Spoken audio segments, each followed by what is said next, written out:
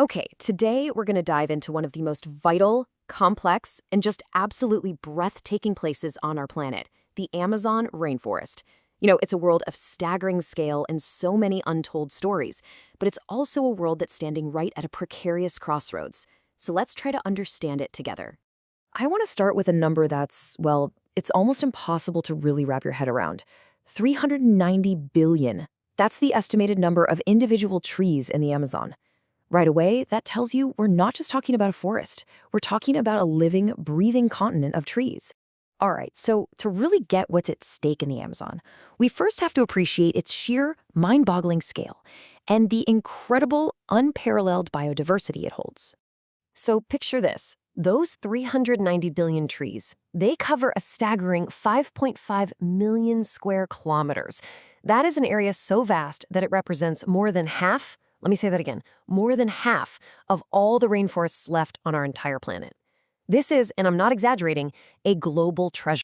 But it's not just about the size, it's about the sheer density of life. 1 in every 10 species we know of on Earth, we're talking plants, animals, insects, you name it, calls the Amazon home. Just let that sink in for a second. 1 in 10.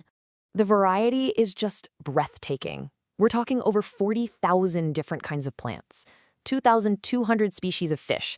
That's more than you'd find in the entire Atlantic Ocean, over 1,000 types of birds, and nearly 2.5 million species of insects. I mean, the numbers are just jaw-dropping. And here's the crazy part. This diversity isn't spread out thin. It's incredibly dense.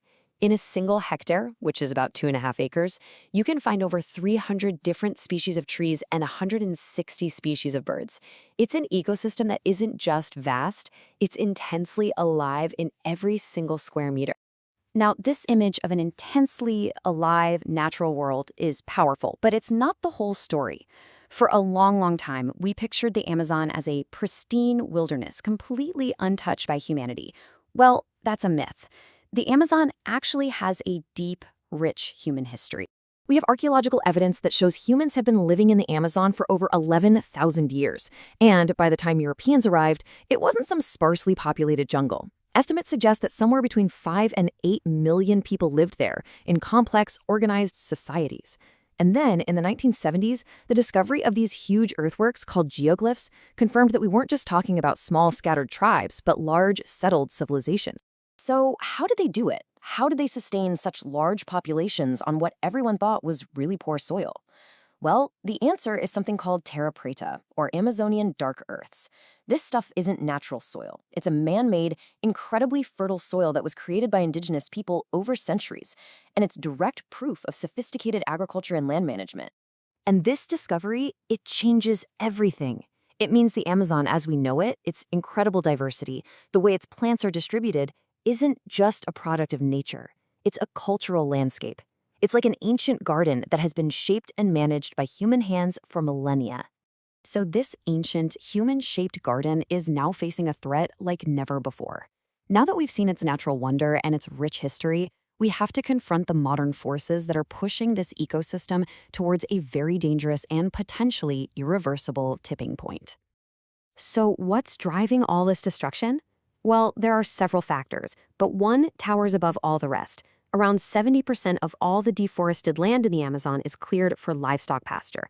That's right, cattle ranching is the single biggest driver of deforestation, period. And here's where it gets, well, kind of nuts from an economic standpoint. An intact forest, if you sustainably harvest it for things like fruits and latex, can be worth over $6,800 per hectare. But if you clear that same piece of land for cattle, it's worth just $148.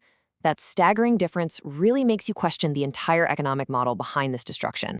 And this relentless clearing is pushing the entire system toward a climatic tipping point.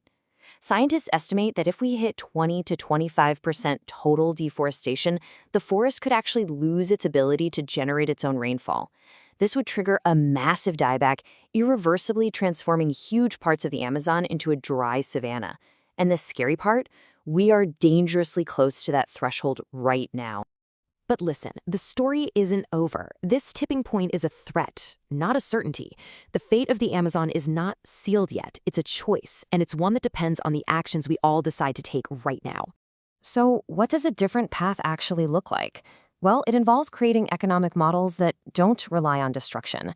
This includes things like silvopasture, which smartly integrates trees with grazing land, and expanding ecotourism to give local communities a direct economic reason to protect the forest. The alternatives are absolutely there. And the best part? We know these efforts can work. Just last year, in 2023, deforestation in the Amazon dropped by a massive 56% compared to the year before. And this was largely because of renewed government policies and enforcement in Brazil. It's powerful proof that when there is political will, change can happen. And it can happen fast. So, this is where we are. The Amazon is an ancient, human-shaped world of incredible life. It's under threat, for sure, but it's also resilient. Its future is not a foregone conclusion. It's an open question that depends on the choices made by governments, by companies, and yeah, by all of us. The only question left is what part will we play in writing that future?